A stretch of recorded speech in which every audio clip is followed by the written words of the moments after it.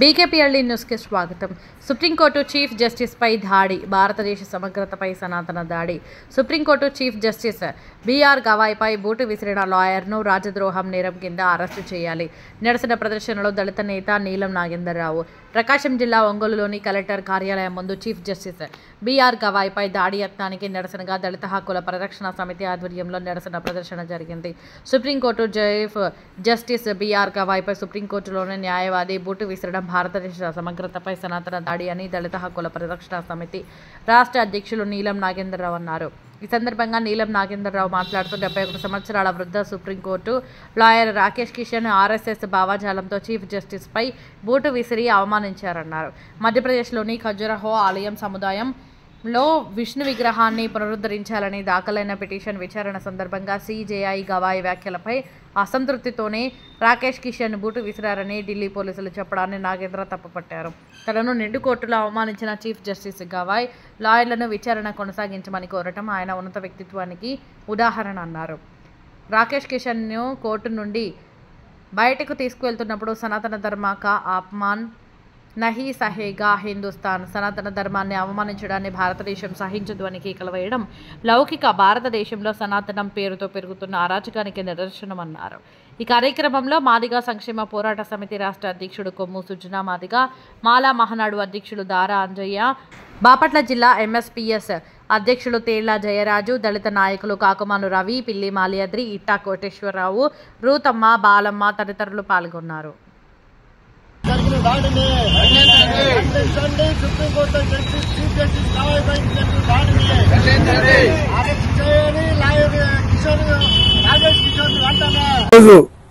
భారతదేశ న్యాయ చరిత్రలోనే ఒక కళంకమైన రోజు, బ్లాక్ డే రోజు.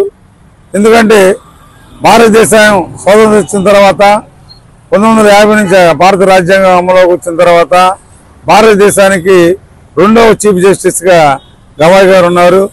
ఈయన ఆయన సొంత రాష్ట్రాన్ని మహారాష్ట్ర పర్యటనకు వెళ్ళినప్పుడు కూడా అక్కడ ప్రభుత్వ అధికారులు ఆయన ప్రోటోకాల్ పాటించలేదు. కేవలం దళితుడని హైకోర్టు బార్ కూడా ఇతన్ని స్వాగతించలేదు. అక్కడ కూడా ఈయన్ని అంటరానితనంతో అవమానించారు, కేవలం ఇతడు దళితుడు అనేది. అదేవిధంగా ఈరోజు ఇటీవల సుప్రీంకోర్టు చీఫ్ జస్టిస్ విదేశాల్లో పర్యటిస్తూ భారతదేశంలో బుల్డోజర్ న్యాయం నడుస్తుంది ఇప్పుడు. కానీ బుల్డోజర్ న్యాయం అనేది చట్ట పరిధిలోకి రాదు, అది చట్టం ముందు నిలవదు, ఆ తాత్కాలికమైన మేము అంబేద్కర్ రాజ్యాంగాన్ని అమలు చేస్తున్నాము, తీర్పులు ఇస్తున్నాము, ఈ బుల్డోజర్ న్యాయం పనికిరాదు, ఇది సనాతనమైన ధర్మాలను మేము పాటించడం లేదు అని ఇటీవల వ్యాఖ్యానించడం జరిగింది. దాని మీద ఈరోజు సుప్రీంకోర్టు చీఫ్ జస్టిస్ గవాయ్ గారి మీద ఒక న్యాయవాది ఆర్ఎస్ఎస్ భావజాలం కలిగిన వ్యక్తి ఈరోజు బూటు విసిరేసి సుప్రీంకోర్టు చీఫ్ జస్టిస్ పై దాడి జరిపాడు. ఇది భారత రాజ్యాంగం మీద దాడిగా మనం పరిగణించాలి. ఎందుకంటే మామూలుగానే ఒక విధి నిర్వహణలో ఉన్న హోంగార్డ్ని అడ్డుకున్నా కానీ అది ప్రభుత్వం చాలా సీరియస్గా తీసుకొని నాన్ బెయిలబుల్ కేసులు పెట్టి అరెస్ట్ చేసింది. కానీ భారతదేశ సుప్రీంకోర్టు ప్రధాన న్యాయమూర్తి మీద, అంటే భారతదేశంలో సుప్రీంకోర్టు ప్రధాన న్యాయమూర్తికి రక్షణ లేకపోతే గ్రామాల్లో ప్రభుత్వ కార్యాలయాల్లో సామాన్య మహిళలకి, దళిత మహిళలకి, కూలీలకి ఎటువంటి న్యాయం జరుగుతుందో అనేది మనం అర్థం చేసుకోవచ్చు.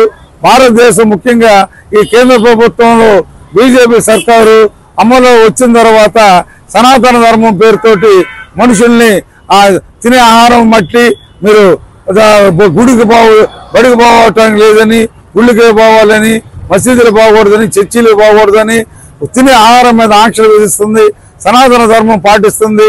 ప్రజలందరూ కూడా హిందూ మతం దాటిన వాళ్ళని కూడా శిక్షిస్తుంది, చట్టాలు చేస్తుంది. ఆర్ఎస్ఎస్ హిందూ మత చట్టాలు మన మనుస్మృతి అమలు చేస్తుంది.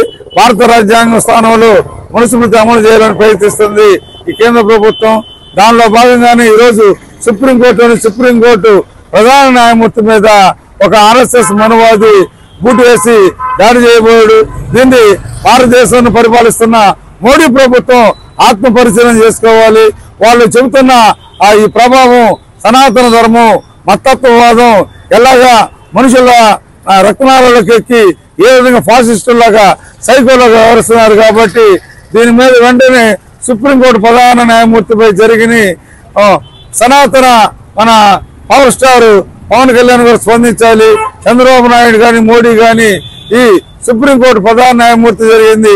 భారతదేశంలో దళితులకి సుప్రీంకోర్టులో కూడా సుప్రీంకోర్టు జస్టిస్ కి రక్షణ లేదని తెలియజేసింది అంశం. కాబట్టి ఇది అమానుషమైనది ఈ ఘటన. కాబట్టి అనాగరమైన ఘటనని అందరూ ఖండించాలని చెప్పి, అదేవిధంగా దాడి చేస్తున్న లాయర్ను ఊపా చట్టం కింద అమాయకులను తీసుకెళ్లి ఊపా చట్టం కింద అరెస్ట్ చేస్తున్నారు. రాజద్రోహం నేరం కింద అరెస్ట్ చేయాలని చెప్పి మేము డిమాండ్ చేస్తున్నాం.